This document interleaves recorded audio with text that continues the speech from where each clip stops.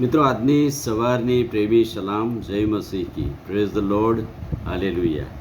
હવે અંત ભાગમાં સંત પાઉલ રોમિયોને પત્રના 16મા અધ્યાયમાં લખતા 14 અને 15 વચન પછી એન્ડ ભાગમાં બહુ જલ્દી ને ઝડપી અંત ભાગમાં એવા લોકો યાદ આવે છે કે ફટાફટ એમના નામને શુભેચ્છા અને સલામી પાઠવે છે.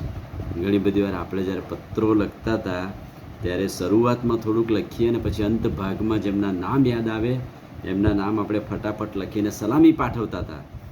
એ પત્ર વ્યવહાર તો પૂરો થઈ ગયા અને અત્યારે વોટ્સએપ ને આ સોશિયલ મીડિયા આવી ગયું ને એટલા માટે એ બંધ થઈ ગયું. પણ એ બધા નામ આપણે યાદ રાખવા પડતા હતા કે કોને કોને મારે અંતભાગમાં સલામી કહેવી.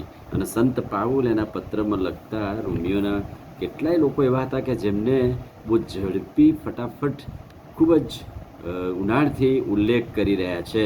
અને એમાં અંશુક્રિતસ એટલે કે અતુલ્યના નામ એવો એક શિષ્ય, ગુપ્ત શિષ્ય એમ કહેવાય છે કે પાછળથી એની પોસ્ટ બિશપ જેવી હતી, એ મંડળીનો આગેવાન હતો. ફિલેગોન કે છે કે જીવનને માટે બળવું અને એવો એક આગેવાન, રૂમી મંડળીનો એક આગેવાન કે પાઉલ એને યાદ કરે છે, સલામી કહે છે. હેર્મેસ, પાત્રબાસ, હર્મીસ અને તેઓની સાથે બીજા કેટલાક ભાઈઓ છે, કદાચ એના નામ એને એકદમ યાદ નહીં આવ્યા હોય, પણ કે છે કે એને સલામી પાઠવજો. અને બહુ ઝડપથી, જાણે કે પત્રની સમાપ્તિમાં બહુ જ ઉલ્લેખનીય નામ, લાંબુ લિસ્ટ ના થઈ જાય એવી યાદ રાખીને એવી યાદી તૈયાર કરે છે. રોમિયોને લખેલો 16મો અધ્યાય 15મું વચન કે છે કે એવા કેટલાય બહુ ઓછા જાણીતા સંતો છે, સેવકો છે કે જેમની એ નોંધ લે છે. ફિલોગોસ અને જુલિયા. ઘણા એમ કહે છે કે બંને ભાઈ બહેન હોઈ શકે, પતિ પત્ની હોઈ શકે, પણ બંનેના નામ તે સાથે ઉલ્લેખ કરે છે. ફિલોલોગસ એટલે કે જીવનમાં શીખવાનો શોખીન, એના નામનો અર્થ. અને જુલિયાનું પણ અગાઉ આપણે વર્ણન કર્યું હતું. અને બીજી બે વ્યક્તિ, નેરિયુસ એટલે કે નેરિયસ અને તેની બેન. અને કે છે કે ઓલિમ્પિસ કે જેની સાથે એ સંતોની સરખામણી કરે છે કે એવા સંતો પવિત્ર ચુંબન કરીને એકબીજાને સલામ કહેજો.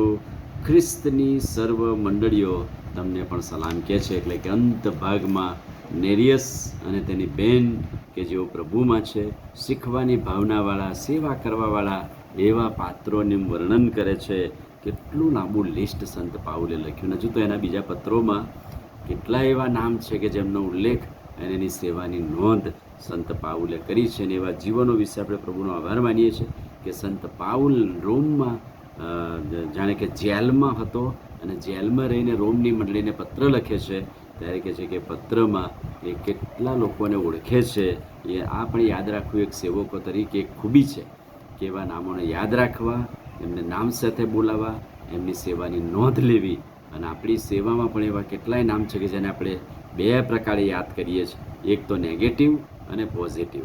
હકારાત્મક રીતે જેઓ આપણી સાથે રહે એમને ચોક્કસ યાદ કરીએ, અને નકારાત્મક રીતે. અને સંત પાઉલે એવા પાત્રોની નોંધ લઈ એમની સલામી પાઠવી છે. આમીન. પ્રાર્થના કરે. વાલા પ્રભુ, આજે સવારે તમારા ખાતરીદાયક અદ્ભુત વચનને માટે આભાર. વચનના પ્રકાશમાં અમને દોરો, અમને તમારું સામર્થ્ય.